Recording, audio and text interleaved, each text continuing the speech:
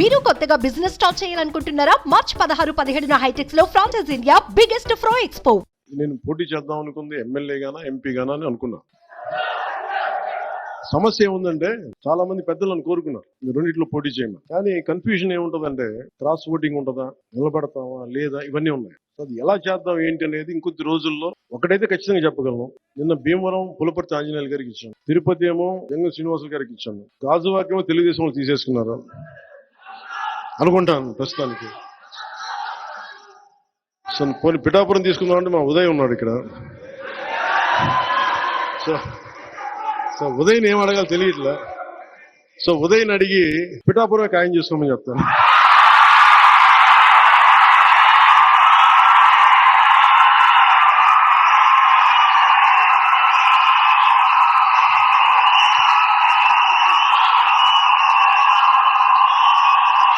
Thank you.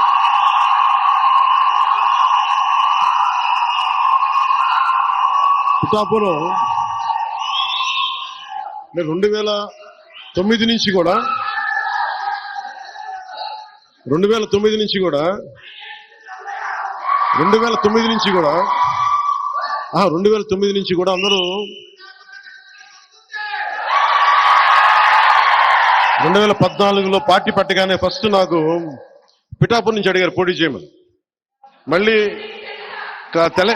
తెలంగాణలో అడిగారు పోటీ చేయమని. మళ్ళీ పిఠాపురం నుంచి వచ్చింది, 2 చోట్ల నుంచి వచ్చింది ముందుగా.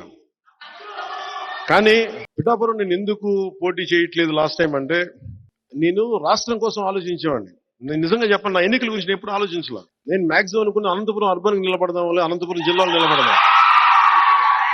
అందుకు 2015లో పార్టీ ఆఫీస్ అక్కడి నుంచే ప్రారంభించాను, మంగళగిరి నుంచి ప్రారంభించాను, అక్కడి నుంచి ప్రారంభించాను, అనంతపురం నుంచి. కానీ దాన్ని ఇప్పుడు నేను ఒక బాధ్యతను మోస్తున్నప్పుడు, నేను ఒక బాధ్యత ఇచ్చినప్పుడు దాన్ని మోసుకెళ్లే వ్యక్తుల సమూహం లేదు నాకు అక్కడ. అందుకని వదిలేయాల్సి వచ్చింది. తిరుపతి ఆల్రెడీ ఇచ్చేసి మనం ఎన్నిసార్లు చెప్పాలి. ఇప్పుడు ఇదేంటంటే జనసేన పవన్ కళ్యాణ్ పిఠాపురం నుంచి పోటీ చేస్తారు.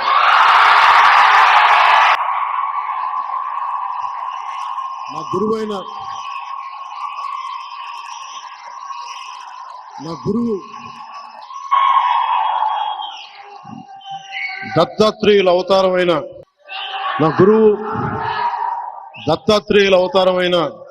శ్రీపాద శ్రీవల్లభుడు జన్మస్థలం అదే, శక్తిపీఠం అదే. అక్కడి నుంచి పోటీ చేస్తాం. అనంతపురంలో కొడదాం తర్వాత భవిష్యత్తులో. ఇప్పుడు పొత్తు కొట్టనే, తర్వాత జనసేన కొడదాం. ఎంపీగా పోటీ చేయాలా లేదా అనేది కొద్ది రోజుల్లో ఆలోచన. అంటే నాకేం అదే ఇవన్నీ ఎస్లు ఉన్నాయి, నోలు ఉన్నాయి. అది ఎట్లాగా అనేది నాకైతే మనసులో ఎమ్మెల్యే ఉంది.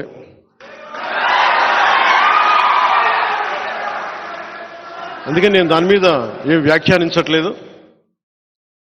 పెద్దలతో మాట్లాడి నా నిర్ణయం చెప్తాను వాళ్ళకి.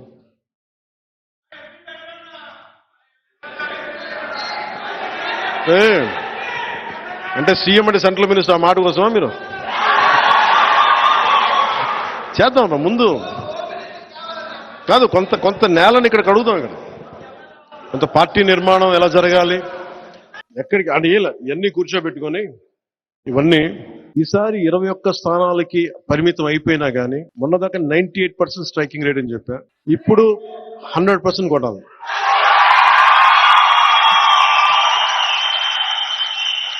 పొత్తులో ఉన్న మద్దతుదారులకి, తెలుగుదేశం మద్దతుదారులకి, భారతీయ జనతా పార్టీ మద్దతుదారులకి ఈ సభావేదికని పురస్కరించుకుని, అలాగే మన మద్దతుదారులందరికీ ప్రజాస్వామ్యాన్ని నిలబడాలని కాంక్షించే ప్రతి ఒక్కరికి కూడా నా విన్నపం, ఈ ఎన్నికల్లో 21 సీట్లు మాకు సంపూర్ణమైన మెజారిటీ ఇవ్వండి. ఎందుకంటే నేననేవాడిని పార్టీ పెట్టి నడిపితే ఇక్కడ దాకా పట్టుకొచ్చాను. 21 సీట్లు వస్తే ఏ స్థాయిలో చూపించగలను, నాకు ఒక్క అవకాశం ఇవ్వమని కోరుకున్నాను.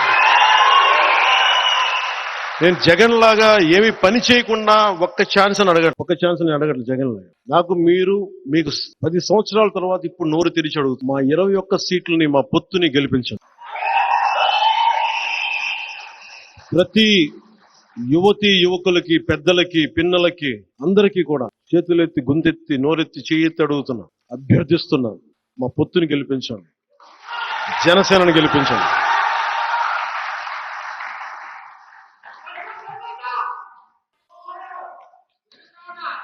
ఎరుగు ముగింపు వాక్యాలుగా ఇల్లేమో దూరం అని చెప్పాను కదా, ఇప్పుడు 10 సంవత్సరాల తర్వాత అధికారం అనే ఇల్లు కనుచూపు మేరలో ఉంది.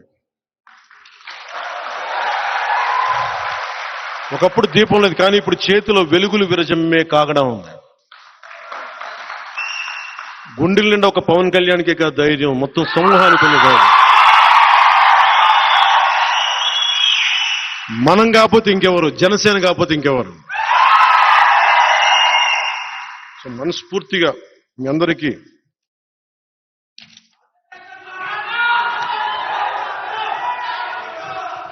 నేను ముఖ్యం మీ నుంచి కోరుకునేది కూడా మీ మెసేజ్ తీసుకెళ్లాల్సిందే. నా దగ్గర హిందూ ధర్మం, ఇస్లాం, క్రిస్టియన్ సెపరేట్గా ఉండదు. నేను మానవతావాదిని, జాషువా విశ్వనరుణ్ణి, దాశరథి కృష్ణమాచార్య పోరాట స్ఫూర్తిని నింపుకున్నవాడిని, గుంటూరు శేషేంద్ర శర్మ తాలూకు గుండెల్లో ఉండే ధైర్యాన్ని నింపుకున్నవాడిని, శ్రీశ్రీ విప్లవాన్ని, తిలక్ తాలూకు వేదనని, వీళ్ళందరినీ గుండెల్లో పెట్టుకున్నవాడిని. నా వల్ల ఈ సమాజానికి మేలే చేస్తాను తప్ప చెడు చేయను.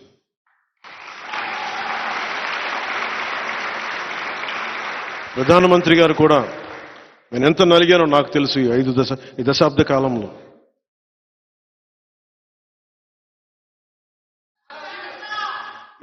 కాలంలో ఎంత నలిగానో నాకు తెలుసు. ఈ 5 సంవత్సరాల్లో ఆంధ్రప్రదేశ్ సుస్థిరత కోసం ఎంత తపన పడ్డానో నాకు తెలుసు. ఈ రోజున భారతీయ జనతా పార్టీ మన పొత్తులోకి రావటం వల్ల జగన్ తోకను కట్ చేస్తున్నాం ఈరోజు.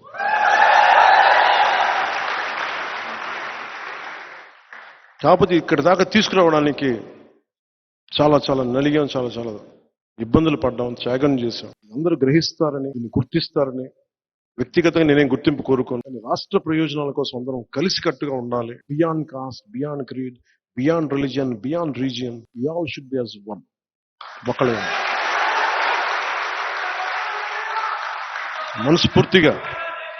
మనస్ఫూర్తిగా మీ అందరికీ, ఏ యువతకైతే ఉపాధి అవకాశాలు లేవో, ఏ మహిళలకైతే ఎంటర్ప్రెన్యూర్స్గా కావాలో, మధ్యతరగతి మహిళలు ఏం కోరుకుంటారో, వారికి ఏం చేయాలి, స్కూల్కి వెళ్ళే ఆడబిడ్డలకి టాయిలెట్ సౌకర్యాల దగ్గర స్కూల్ సౌకర్యాలు కానీ, అన్ని కులస్తులకి అండగా ఉండేలాగా నేను ఎప్పుడు మీకు అందుబాటులో ఉంటాను. ప్రతి ఒక్కరికి చెప్తున్నాను ఈరోజు. సుమన్ టీవీలో మీ పర్సనల్ అండ్ బిజినెస్ ప్రమోషన్స్ కోసం కింది నెంబర్కి కాంటాక్ట్ చేయండి.